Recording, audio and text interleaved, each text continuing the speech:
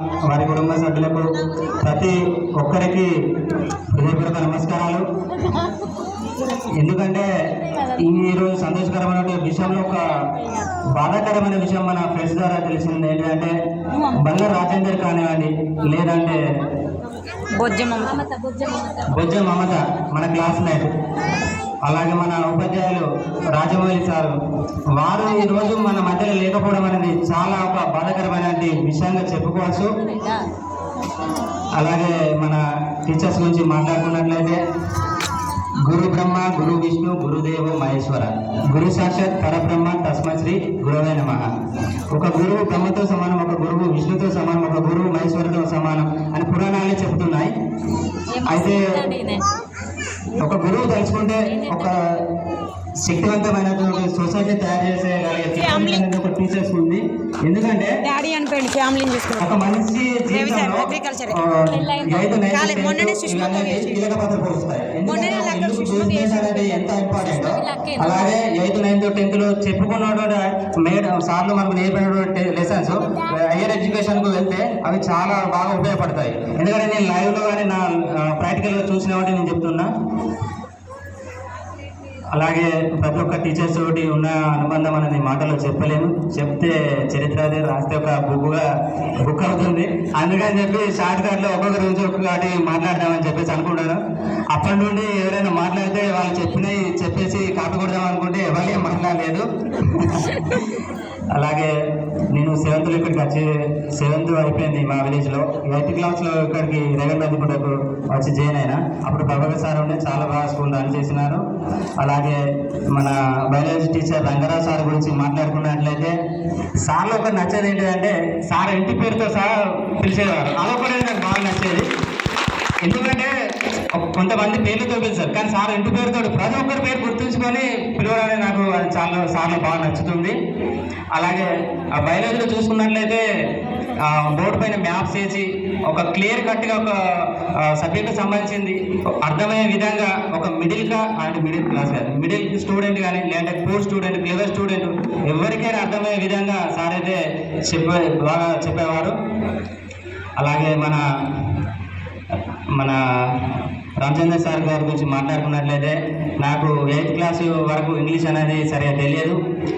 Sir చెప్పినటువంటి English lessons కానీ లేదంటే పదాలు కానీ ఇక్కడికి వచ్చిన తర్వాత నేను చాలా నేర్చుకున్నా ఇంగ్లీషు. అది ఈరోజు కూడా ఏదైనా ఇంటర్వ్యూకి కానీ నన్ను నేను హ్యాండిల్ చేసుకునే విధంగా అదైతే ఉపయోగపడుతుంది. అలాగే సారు ఒకటి ఏంటంటే ఒక జీవితానికి సంబంధించిన మోటివేషన్ అనేది ఇచ్చేవారు. అప్పుడు ప్రతి ఒక్కరికి తెలుసు ఏ విధంగా మోటివేషన్ అనేది ఇచ్చేవారు. అది సార్లో బాగా నచ్చుతుంది. అలాగే మన చంద్రమౌళి సారు ఫిజిక్స్ సార్ గురించి మాట్లాడుకున్నట్లయితే ఒక భూదేవికి ఉన్నంత సహనం ఓర్పు అనేది సార్కి అయితే ఉండేది. ఎందుకంటే క్లాస్లో అందరూ అలర్ట్ చేసేవారు.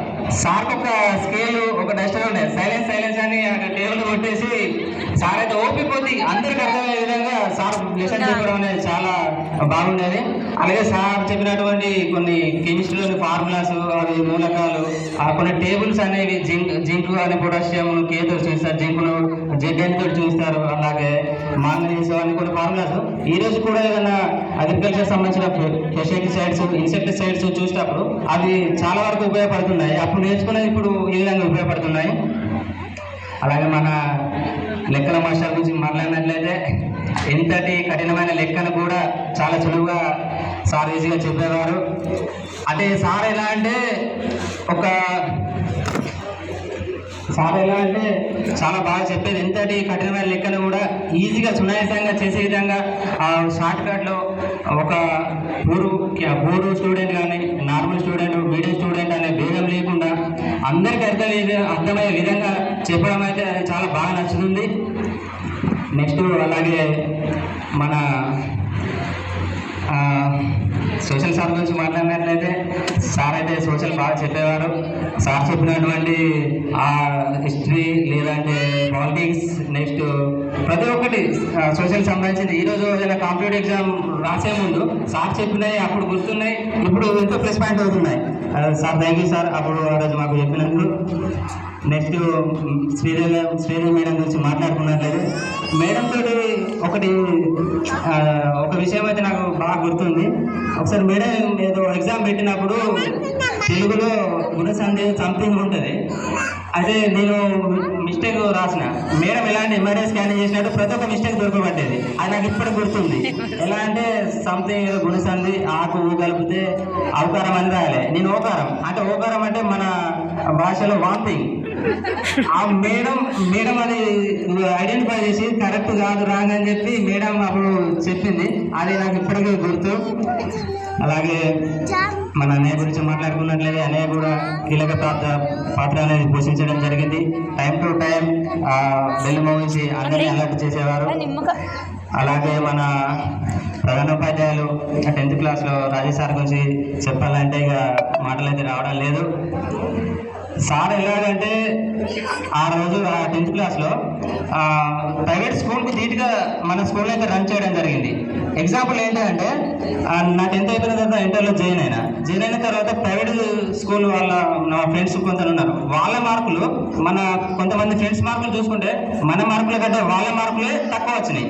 అంటే దీన్ని బట్టి చూస్తే సార్ ఏ విధంగా రన్ చేశారు, ఏ విధంగా మన టీచర్ చెప్పాడు అనేది ఒక గొప్ప విషయంగా చెప్పుకోవచ్చు. అలాగే సార్ ఒక మాట చెప్పిండు అప్పుడు 10th క్లాస్లో, మేము మీకు సహకరిస్తున్నాం, మీరు కూడా సహకరించండి. ఎందుకంటే ఒక్క చేతితోటి చప్పట్లు అనేవి మోగవు, 2 చేతులు కలిసినప్పుడే చప్పట్లు మోగదు. అది మనం ఘనంగా కొడదామని చెప్పేసి సార్ అయితే అన్నాడు.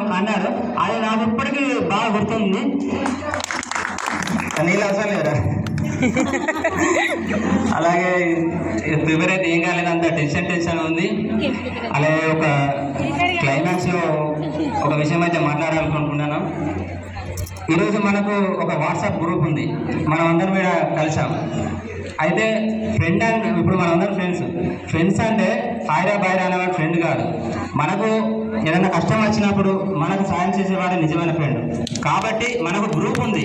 సంథింగ్ ఏదైనా జరిగినా అందరు గ్రూపులు ఇన్ఫార్మ్ చేయండి. అంటే సపోజ్ నాకు ప్రాబ్లం కలిగితే నేను గ్రూపులు ఇన్ఫార్మ్ చేయలేను. సర్కిల్ ఎవరైనా ఉంటే మన ఫ్రెండ్కి ఇది ప్రాబ్లం రా అని చెప్పేసి ఇన్ఫార్మ్ చేద్దాం. చేసేసిన తర్వాత మనకు మొబైల్స్ అందరికీ ఉన్నాయి. మనిషికి ఎంతో అమౌంట్ వేసి సంథింగ్ ఎవరైనా హాస్పిటల్ ఉన్నా లేదంటే ఏదైనా ప్రాబ్లంలో ఉన్నా మనమైతే దుఃఖంతో మన ఫ్రెండ్ అని చెప్పేసి మనమైతే హెల్ప్ అనేది చేద్దాం. అంటే మనం కలెక్ట్ చేసిన అమౌంట్ అనేది వాళ్ళకి ఎంతో కొంత సహాయపడుతుంది. అంటే చెప్పడానికి ఈజీగా ఉంటుంది, కానీ చేస్తే రిజల్ట్ అనేది ఇంకా బాగుంటుంది. దీనివల్ల ఒక పేరు ఏంటంటే మన స్కూల్కి పేరు వస్తుంది. అంటే అక్కడ సర్కిల్ ఎవరైనా కానీ పలానా సంథింగ్ ఎవరైనా వాళ్ళ ఫ్రెండ్స్ ఆట క్లాస్మేట్స్ ఆట వాళ్ళందరూ కలిసి